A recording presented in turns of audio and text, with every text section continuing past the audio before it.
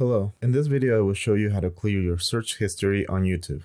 This is an easy tutorial video, so make sure to watch to the very end so you don't make any mistakes along the way. Without further ado, let's get started.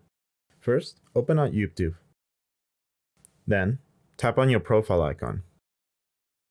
Next, tap on Manage your Google account. Then, tap on Data and Privacy. Now scroll down until you find History Settings.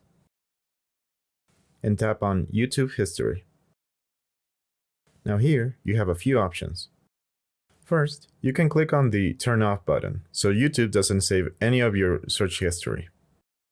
There's also Auto Delete option.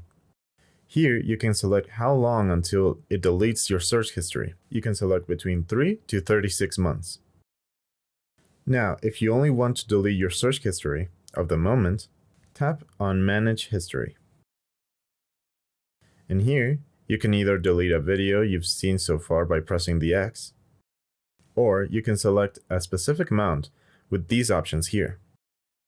And that's it. I hope this video helped you, and thank you for watching.